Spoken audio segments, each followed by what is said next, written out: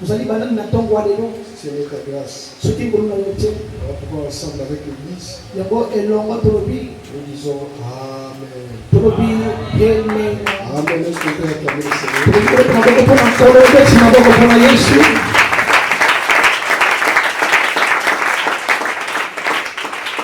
C'est tout ce que vous avez acclamé pour moi. Matoto pour beti maboko pona ngai. Je pensais qu'on allait acclamer pour le Seigneur et pour le Na Seigneur. kanisa kwa la parole de Dieu est roi. Tout est à tout Yesu. Quand on acclame, il y a ceux qui sont assis. Pour moi que maboko sur la voie du diable ici. Quand on acclame pour le Seigneur, nous tous nous sommes bénis.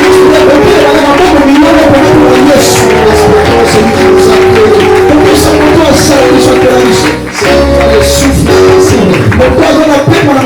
Amen. Nous pouvons nous asseoir. Regarde ton voisin, dis comment ça va.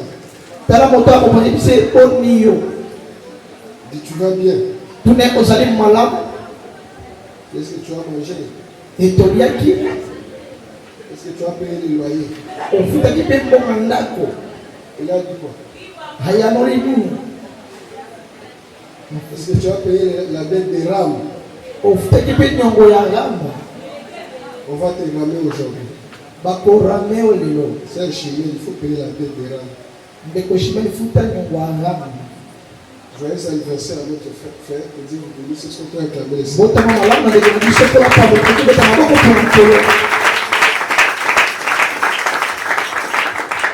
Et à tous ceux qui fêtent leur anniversaire, joyeux anniversaire. On fait le mois de janvier fini aujourd'hui. Amen. Ah, donc ça continue encore. Ah, je suis fatigué moi. Qui est fatigué encore? Moi je suis fatigué. Nous prenons nos Bibles. 1 Samuel 16. 1 Samuel 16. 10 à 13. Je vais dire le nom de Jésus. 10 à 13. Je dis ceci. Esaïe 9, on commence à 9. Esaïe fit passer Shama. Et Samuel dit, l'Éternel n'a pas non plus choisi celui-ci. 10. Esaïe fit passer ses 7 fils. Soulignez ça, 7 fils. Devant Samuel. J'aime la réponse de Samuel. Il dit ceci. Dis à Esaïe. Dieu parle à travers Samuel. L'Éternel n'a choisi aucun de ses fils. Quelle déception. Puis Samuel dit à Esaïe, ce sont là tous tes fils. Et il répondit, il reste encore le plus jeune. Mais il fait paître les brebis de la famille. Alors Samuel dit à Esaïe, envoie les chercher. Quand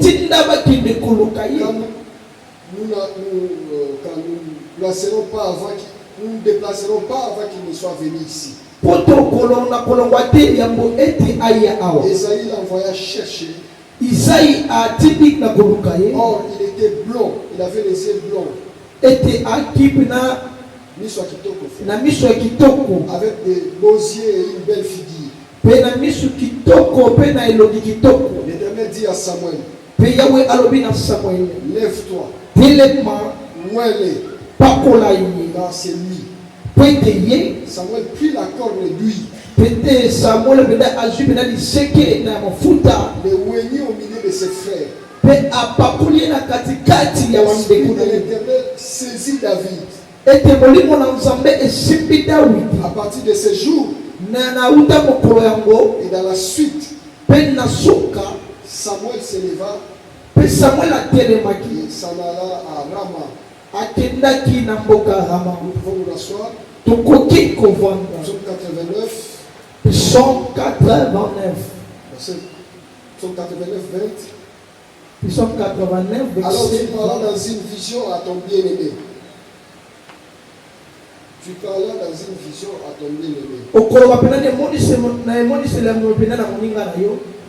Et tu dis, j'ai prêté mon secours à un héros.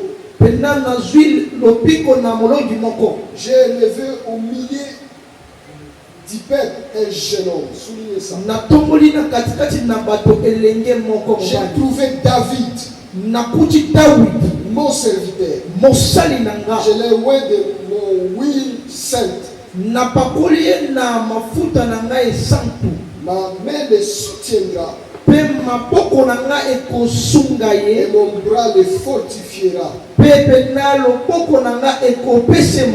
L'ennemi ne le surprendra pas. Et le méchant ne l'opprimera pas. Que soit loué ce matin. Que Dieu nous bénisse abondamment pour notre présence à ce culte. Nous allons essayer de parler, de partager avec vous sur le parcours d'un héros, d'un champion.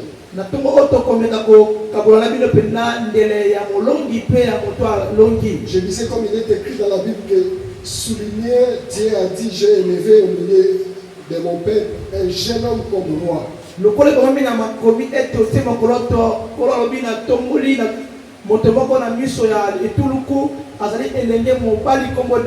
Et ce matin, j'aimerais m'adresser à 2 ou 3 catégories de personnes que ce message concerne.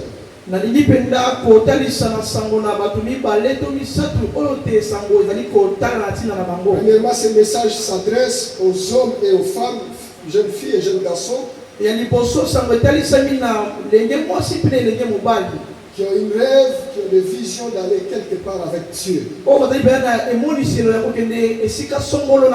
Qui rêvent de faire un parcours avec les rois de tous les rois et les seigneurs de tous les seigneurs.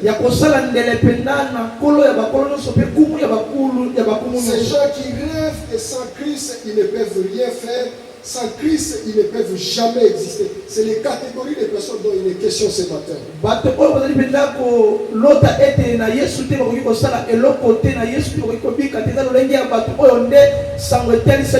Et la deuxième catégorie de personnes, ces personnes qui ont déjà commencé les parcours avec Dieu, qui sont déjà quelque part, ils ont franchi une étape, ils ont avancé avec Dieu.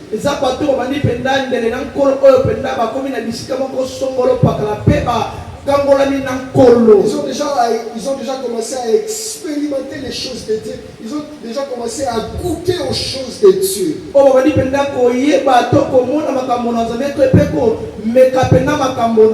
Ils ont déjà des informations sur les choses de Dieu. C'est comment les choses de Dieu se passent. Ce sont les 2 catégories de personnes dont il est question ce matin. Je vais m'efforcer par la grâce du Seigneur de les convaincre et de les encourager à ne plus faire marche en arrière. Et ce matin,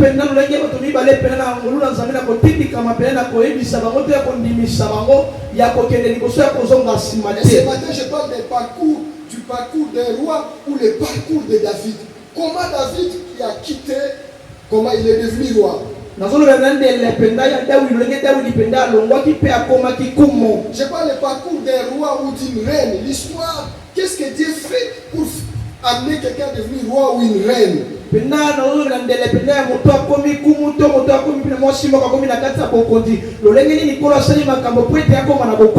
choses, il faut comprendre c'est quoi un parcours. Un parcours, c'est quoi on dit toujours parcours. Mon parcours est difficile, j'ai eu un parcours difficile, ça n'a pas été facile, mais un parcours c'est quoi? Et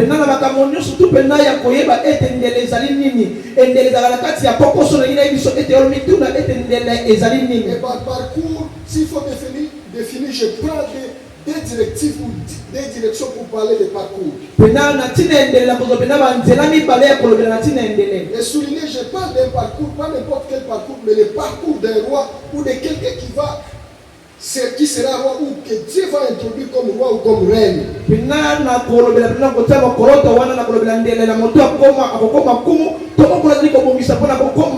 Un parcours, c'est un chemin suivi.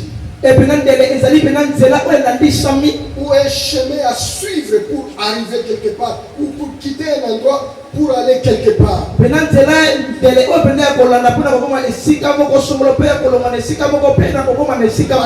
a un parcours pour quitter ici pour arriver à Bandal. C'est ce qu'on appelle parcours. Ce mouvement-là, on appelle ça parcours.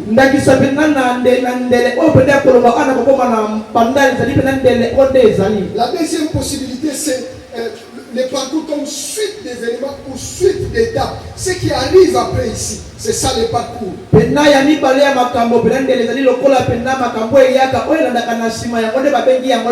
C'est un chemin que tu dois coûte passer pour atteindre un autre niveau. Tu es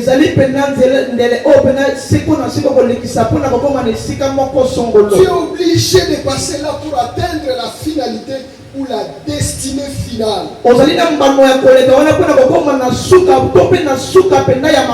Et revenons à ce que nous parlons ce matin, le parcours de David. Comment le parcours a transformé un jeune homme sans histoire à un grand roi d'Israël.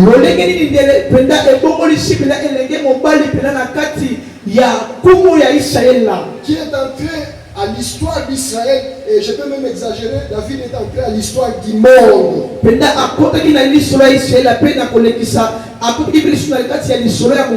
Le parcours de David a changé ce petit berger à un grand berger ou à un grand roi. Ce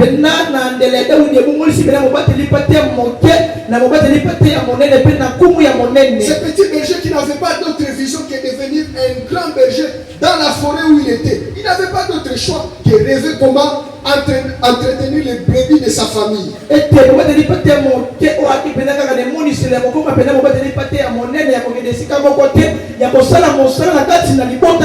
Alors qu'il était là, aucune idée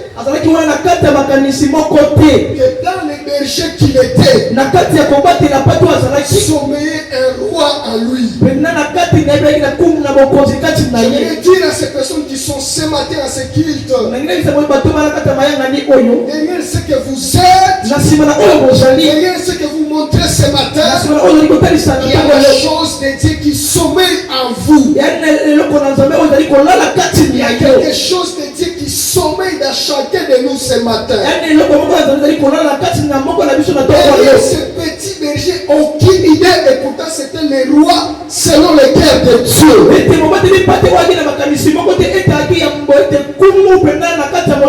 Comment un petit berger, par la magie ou le miracle de Dieu, est-il devenu le roi et le grand roi d'Israël? J'aimerais encourager quelqu'un ce matin.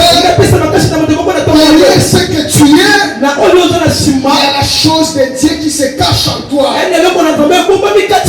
J'aimerais t'encourager que tu n'es pas ce que les hommes pensent, mais tu es ce que Dieu pense de toi. Ne regarde pas ce que tu as, regarde ce que Dieu a placé en toi. Je parle à quelqu'un ce matin. Regarde ce que Dieu a semé en toi. Il y a des gens que Dieu a semé la royauté année.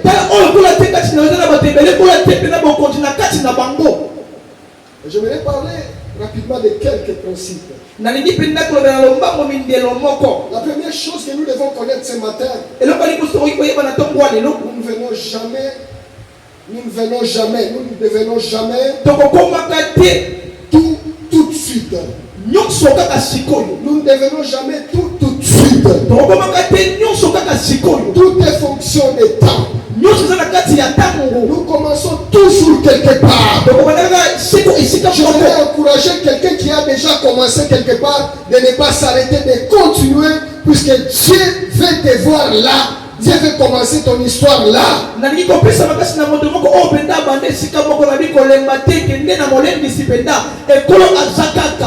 C'est ce que j'avais dit ici une fois, c'est que nous appelons processus. Le Dieu de la Bible, c'est un Dieu de processus. Et lui-même s'est respecté le processus. Et en parlant de processus, j'avais dit ici que c'est la suite de des événements. Qui sera transformé un faible à un homme fort.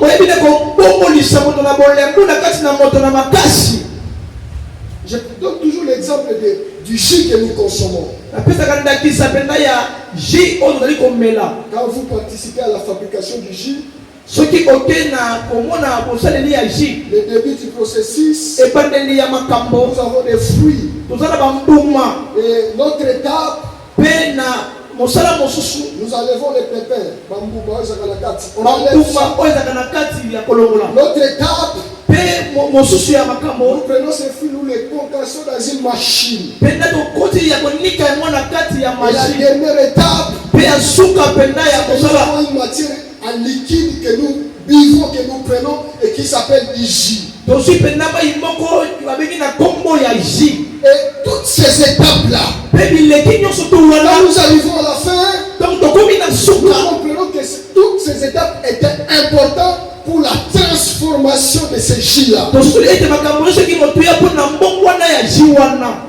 Parfois ça nous étonne, parfois c'est difficile, mais tout ça, ça fait partie de ce que nous appelons processus.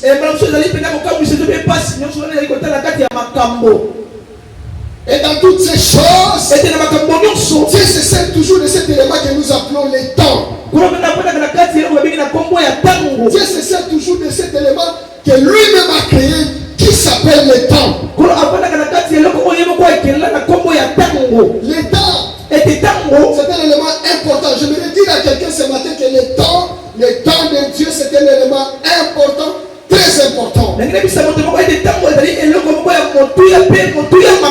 Chaque fois que tu vois le guide d'une montre en train de fonctionner, assure-toi que Dieu est en train de travailler pour ton transformation, pour t'amener quelque part. Chaque jour qui passe, alors qu'il nous fait confiance, nous sommes vivants. C'est pour un objectif. Et l'objectif, c'est de nous amener et de nous transformer dans sa gloire. C'est comme l'histoire de ces chenilles qui, avec le temps, ça se transforme, ça devient une papillon. Comment Dieu peut prendre un petit berger inconnu et faire de lui le roi d'Israël? C'est la question que nous devons nous poser. Il est possible que ce matin, quelques-uns parmi nous connaissent cette phase de transformation. Ou c'est possible que ce matin, beaucoup de personnes soient au début ou à la seconde phase de transformation. Je voudrais encourager quelqu'un à ne pas abandonner. Parce que le Dieu de processus, c'est celle du temps pour nous donner la forme qu'il faut ou la forme qu'il attend de nous. Parfois dans ce processus, Dieu fait des choses dans la confusion. Il fait les choses en désordre, mais avec pour objectif nous donner la forme qu'il faut. En réalité, toutes ces étapes-là sont parfois difficiles ou parfois invivables, mais Dieu nous place comme ça pour nous amener quelque part.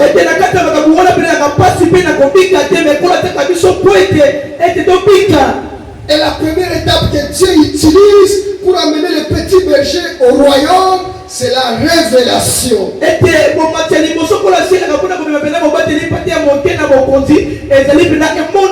vais nous aider ce matin à comprendre dans les parcours quelle est l'importance de la révélation. Nous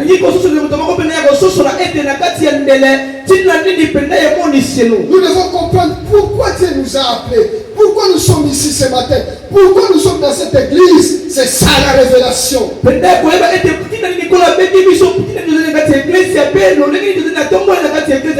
Dieu nous fait passer par des chemins difficiles? Pourquoi? Moi je devais faire ça, Dieu m'a fait ça, mais pourquoi? C'est ça qu'on appelle révélation. La Bible dit ce jour-là, David est sorti comme d'habitude. Il est allé paître les troupeaux de sa famille.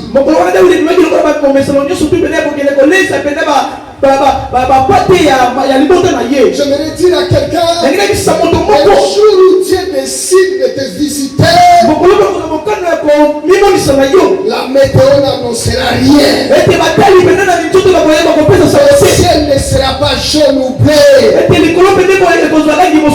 était là en train de faire le travail de sa famille, mais c'était son jour où Dieu devait le visiter.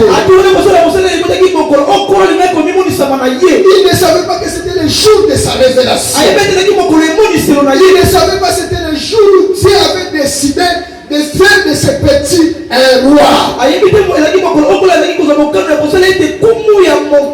Alors qu'il était là, il voit les gens venir le chercher, dit, à la maison on te cherche, Ishama.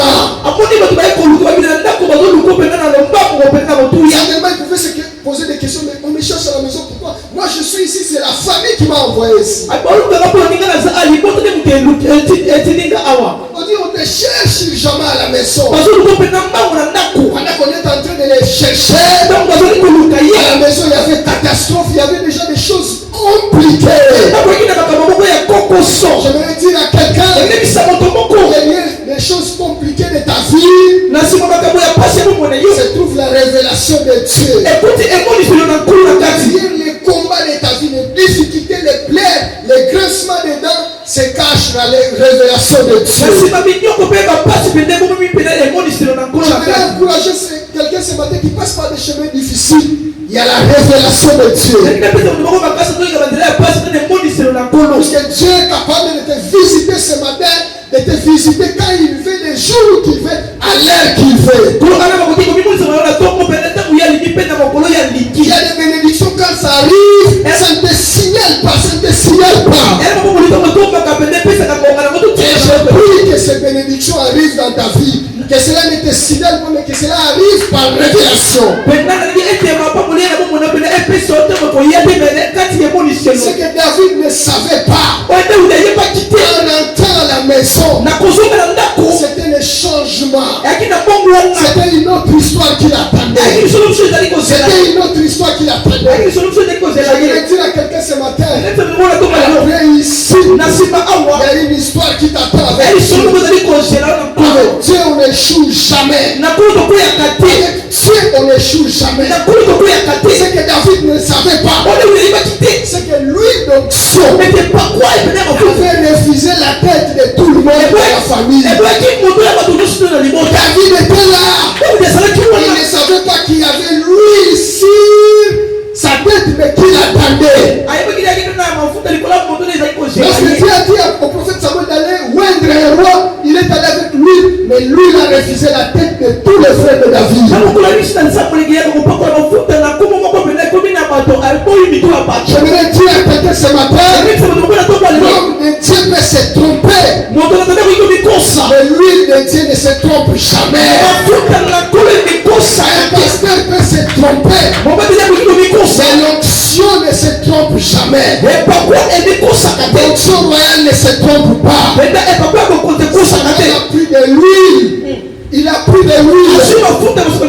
appliqué sur tous les frères de David. Ça n'a pas tenu. Ton onction, c'est ton onction. Ta bénédiction, c'est ta bénédiction. Regarde à quelqu'un qui dit ma bénédiction, c'est ma bénédiction. Ah, dis ma bénédiction, c'est ma bénédiction. Je vais la posséder au nom de Jésus. Donc Dieu ne peut pas se tromper ou il peut se tromper, mais lui il ne se trompe pas. Lui donc correspondait à la tête de David. Puisque quand la Bible dit Samuel a vu Eliab, il a dit ah c'est lui le roi. Mais lui il a refusé. Lui il a refusé la tête d'Eliab. Lorsque David est arrivé, l'Esprit de Dieu dit à Samuel, voici le roi. Voici le roi. Voici le roi. J'aimerais dire à quelqu'un, ce n'est pas ton voisin, c'est toi. L'onction de cette année, commencer? C'est pas l'onction de tes collaborateurs. C'est ton onction. L'année 2022, c'est ton année. C'est ton année. Amen. C'est pas l'année de tes voisins, c'est ton année. Cette année, c'est ton année. C'est le parcours que Dieu a choisi pour t'amener à la bénédiction. La Bible dit, Dieu a dit à Samuel,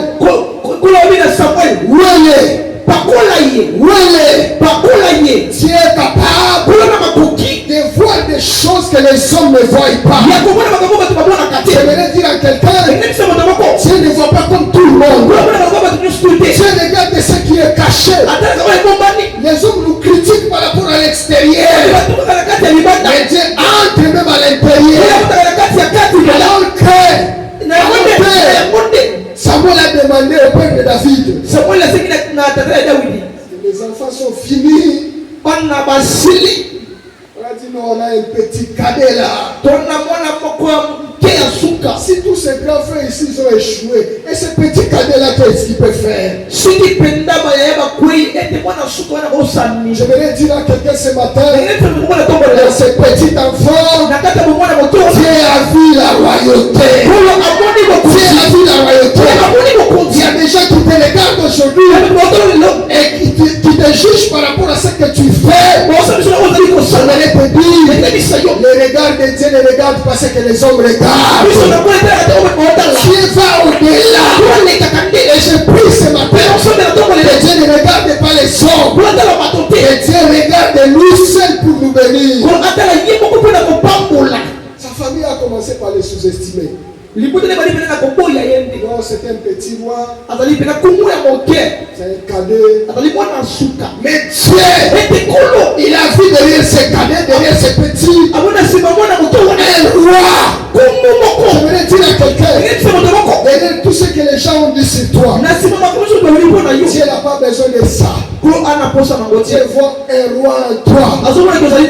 Dieu voit une reine en toi. Dieu voit quelque chose d'exceptionnel à toi.